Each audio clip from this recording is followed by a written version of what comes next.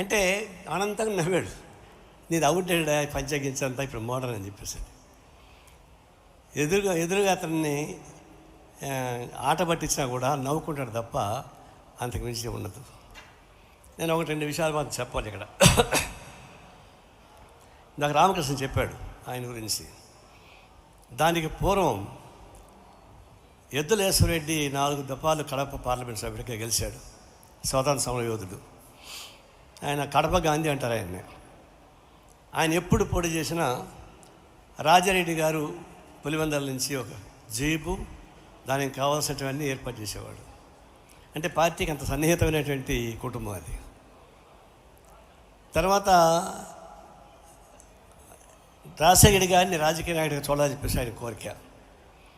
Doctor అయిన తర్వాత పెద్ద హాస్పిటల్ కట్టించాడు. నువ్వు డాక్టర్గా ఉండు అంటే రూపాయి పేషెంట్ తీసుకోవడం. ఆయన నెలకు అప్పుడే 25,000 రూపాయలు దీనికి సబ్సిడీ ఇచ్చేవాడు హాస్పిటల్కి. నాకంటే తెలుసు అంటే రాజశేఖర్ గారికి మా కమ్యూనిస్ట్ పార్టీ నాయకులు సోమిరెడ్డి, లింగమూర్తి వీళ్ళు ముగ్గురు ఒకే ఏజ్ గ్రూప్ వాళ్ళు. నేను పోయినప్పుడు తీసుకెళ్ళి పరిచయం చేశారు. మేమంతా ఒకే గ్రూప్ వాళ్ళు, ఏజ్ గ్రూపే.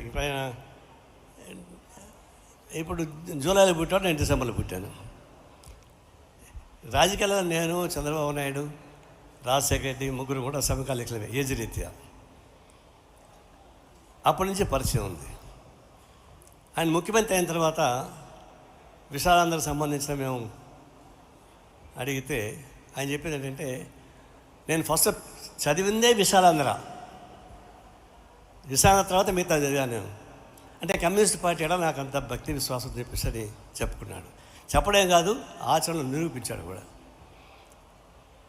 దీంతో పాటు చెప్పాల్సి అంటే మీకు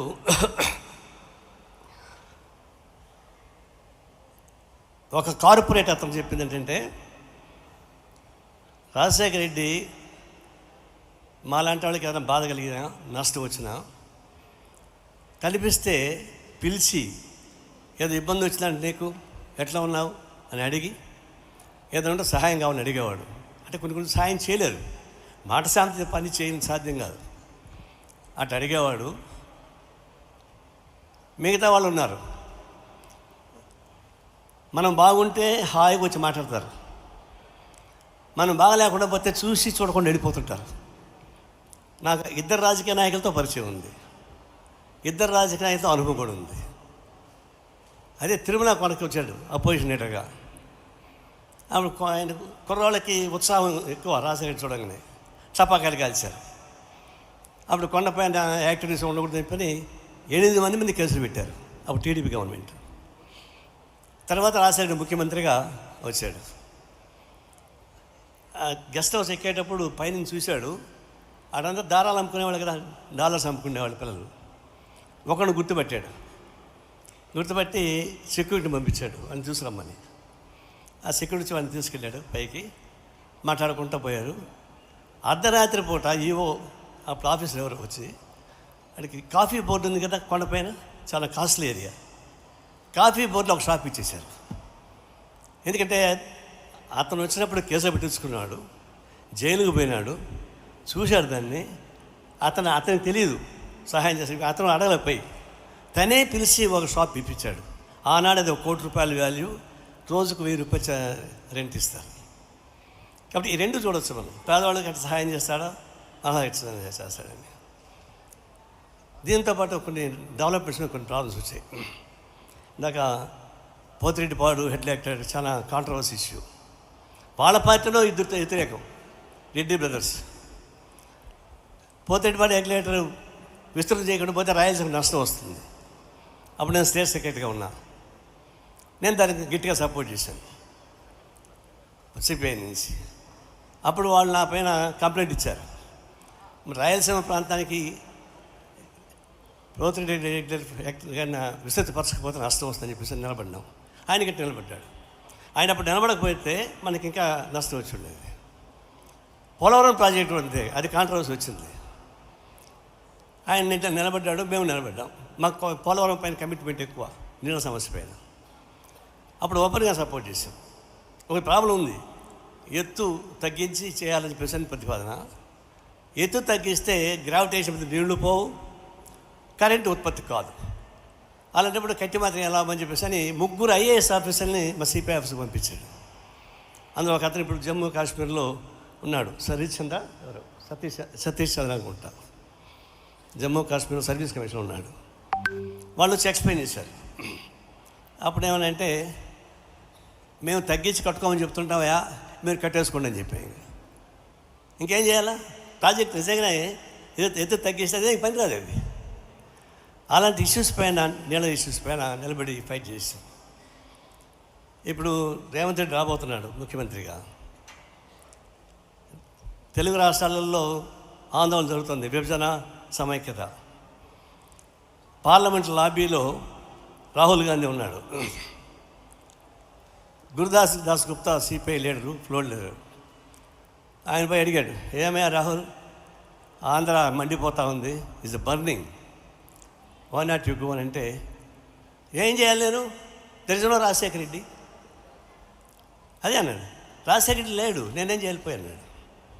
అంటే రాజశేఖర్ రెడ్డి గారు ఉంటే ఇప్పుడు తెలంగాణ ముఖ్యమంత్రి రేవంత్ వచ్చేవాడు కాదు, ఎందుకంటే టీఆర్ఎస్ ఉండేది కాదు. ప్రత్యేక తెలంగాణ వచ్చి ఉండేదని తెలియదు, కానీ టీఆర్ఎస్ నాయకులు మాత్రం ఉండేవాడు కాదు. అది చక్కగా ప్లాన్ చేశాడు. అంటే విభేదాలు ఉంటాయి, రాజకీయ విభేదాలు ఉంటాయి. విభేదాలు చూడాలి, శత్రుత్వం చూడడానికి వెళ్ళా. ఒకసారి బాగా విమర్శించాను నేను, నా నోరు కూడా కొంచెం దురుసుగా ఉంటుంది, విమర్శించాను. మరుసటి రోజు ఆఫీస్కి వెళ్తే, మేము విమర్శించేదండి పబ్లిక్ ఇష్యూస్ పైనే కదా, పర్సనల్గా ఏముంటాయి. నన్ను చూడగా లేచి కౌలించుకున్నాడు. కౌలించుకుంటే ఆ సమయంలో డాక్టర్ కేవీపీ ఉన్నాడు ఇక్కడే. ఆయన చూసి, నేను నారాయణ చూస్తే నీకు పంచం నిలవదా, బూతులు తిరుగుతున్నాడు బయట అన్నాడు. అంటే ఆయన అట్లే పట్టుకొని, అవునా ఆయన కమ్యూనిస్ట్ పార్టీ నాయకుడు, నేను కాంగ్రెస్ పార్టీ ముఖ్యమంత్రిని, మనం విమర్శలు నీకు చేస్తాడా అవి మీరు రాయలసీమ ఏడాది చావని వెళ్ళిపోయాడు. అంటే విమర్శని సద్విమర్శగా తీసుకోవడం, సబ్జెక్టులు తీసుకోకుండా. రాజకీయాలు విభేదాలు ఉంటాయి, విభేదాలు ఎందుకు ఉంటాయి? Life is full of contradictions. అటువంటి రాజకీయాల విభేదాలు ఉంటాయి, విభేదాలు చూడాలి తప్ప దాన్ని శత్రుత్వంగా చూడకూడదు. రాజకీయాలు పవిత్రమైంది, రాజకీయ వ్యవస్థ ముందుకు పోదు కదా, విభేదాలు ఉంటాయి. అందులో డెమోక్రటిక్ కాన్స్టిట్యూషన్ మంది, రాజ్యాంగాన్ని ప్రేమిస్తున్నాం, అది నడవాల్సిందే. అందుకే రాజకీయం అంత పవిత్రమైందో దానికి ఈ మానవ జన్మ ఎంత గొప్పదో దానికి సంబంధించినటువంటి వ్యవస్థ అంత గొప్పది. దాని చొక్కాని రాజకీయాలు కావాల్సిందే, ఇంకో మార్గం లేదు.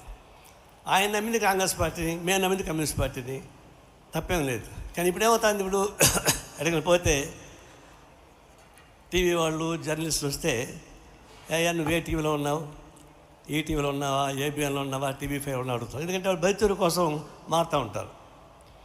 కానీ ఇప్పుడు వస్తే రాజకీయ నాయకులు కూడా మీరు ఏ పార్టీలో ఉండాలని అడగాల్సిన పరిస్థితి ఏర్పడిపోయింది. ఉండరు, పొద్దున ఒక రాజకీయ పార్టీ ఉంటారు, మధ్యాహ్నం ఒక పార్టీ